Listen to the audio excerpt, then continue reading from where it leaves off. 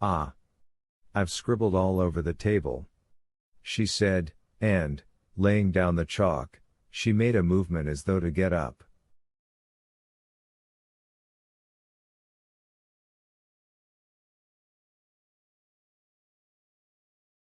What?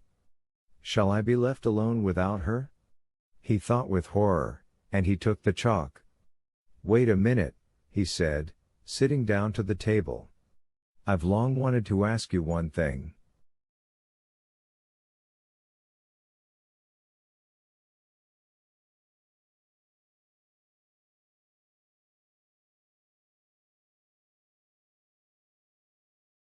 He looked straight into her caressing, though frightened eyes. Please, ask it. Here, he said, and he wrote the initial letters, _W, Y, T, M, I, C, N, B, D, T, M, N, O, T _.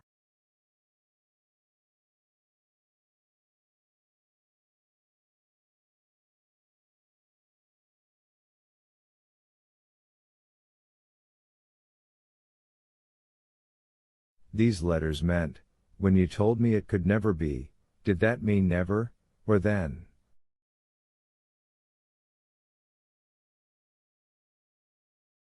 There seemed no likelihood that she could make out this complicated sentence, but he looked at her as though his life depended on her understanding the words.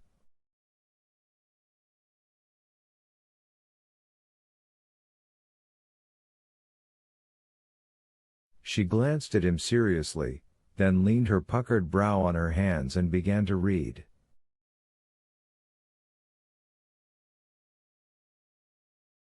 Once or twice she stole a look at him, as though asking him, "Is it what I think?" "I understand," she said, flushing a little. "What is this word?" he said, pointing to the end that stood for _never_.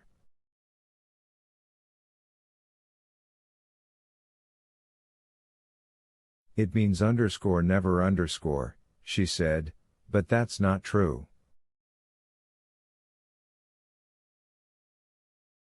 He quickly rubbed out what he had written, gave her the chalk, and stood up. She wrote, _T, I, C, N, A, D_.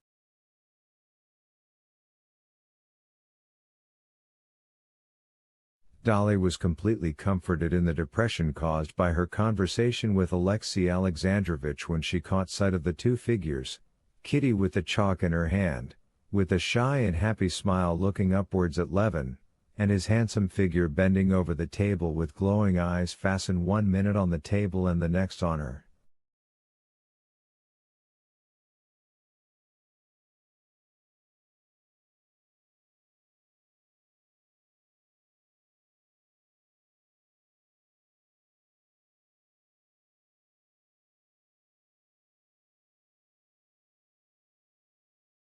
He was suddenly radiant, he had understood.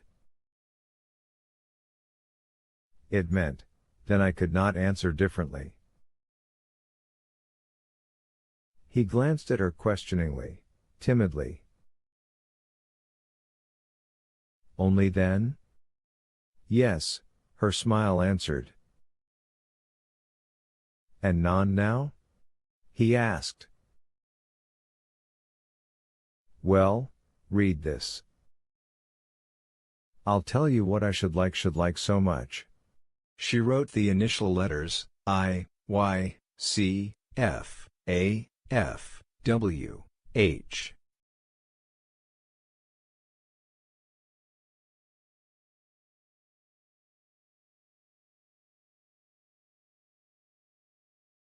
This meant, if you could forget and forgive what happened. He snatched the chalk with nervous, trembling fingers, and breaking it, wrote the initial letters of the following phrase, I have nothing to forget and to forgive, I have never ceased to love you.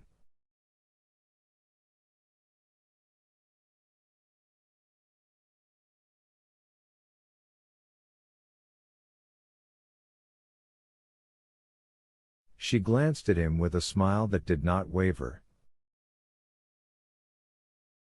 I understand, she said in a whisper. He sat down and wrote a long phrase. She understood it all, and without asking him, "Is it this?" took the chalk and at once answered.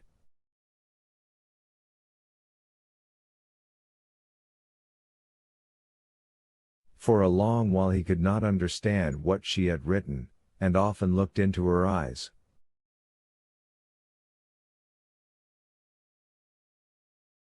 He was stupefied with happiness. He could not supply the word she had meant, but in her charming eyes, beaming with happiness, he saw all he needed to know.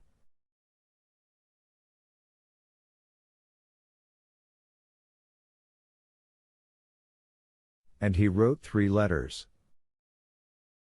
But he had hardly finished writing when she read them over her arm, and herself finished and wrote the answer, yes.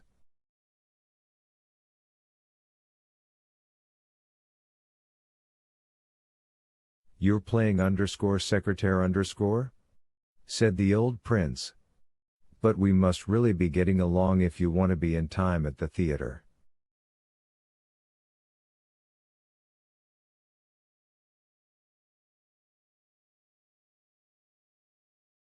Levin got up and escorted Kitty to the door.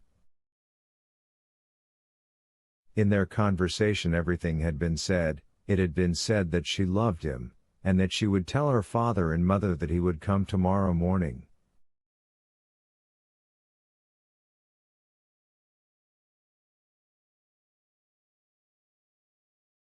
Chapter 14. When Kitty had gone and Levin was left alone, he felt such uneasiness without her, and such an impatient longing to get as quickly as possible, to tomorrow morning, when he would see her again and be plighted to her forever, that he felt afraid, as though of death, of those 14 hours that he had to get through without her.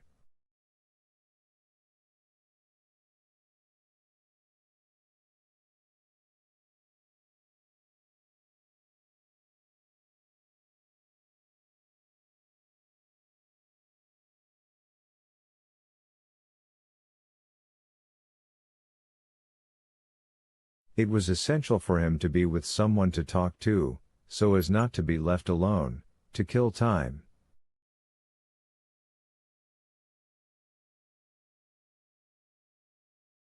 Stepan Arkadyevitch would have been the companion most congenial to him, but he was going out, he said, to a soirée in reality to the ballet.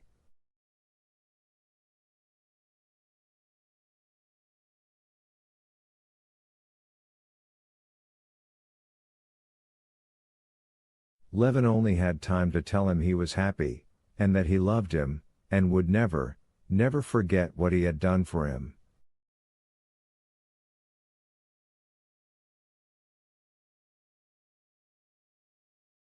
The eyes and the smile of Stepan Arkadyevitch showed Levin that he comprehended that feeling fittingly.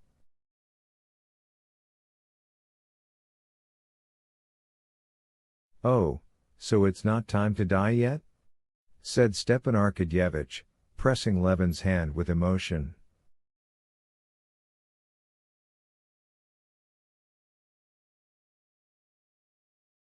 No," said Levin. Darya Alexandrovna too, as she said goodbye to him, gave him a sort of congratulation, saying,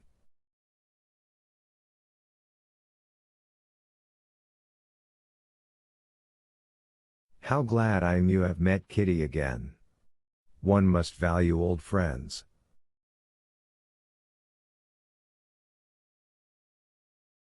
Levin did not like these words of Darya Alexandrovna's. She could not understand how lofty and beyond her it all was, and she ought not to have dared to allude to it.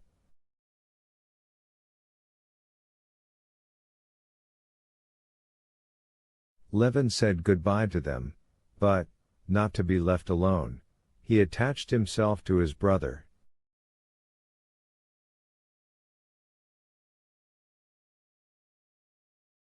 Where are you going? I'm going to a meeting. Well, I'll come with you. May I? What for? Yes, come along, said Sergei Ivanovich, smiling. What is the matter with you today?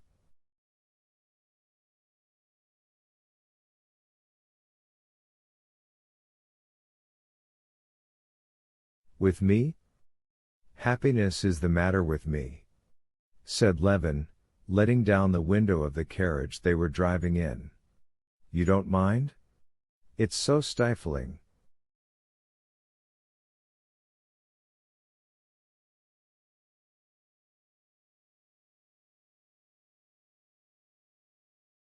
Its happiness is the matter with me. Why is it you have never married?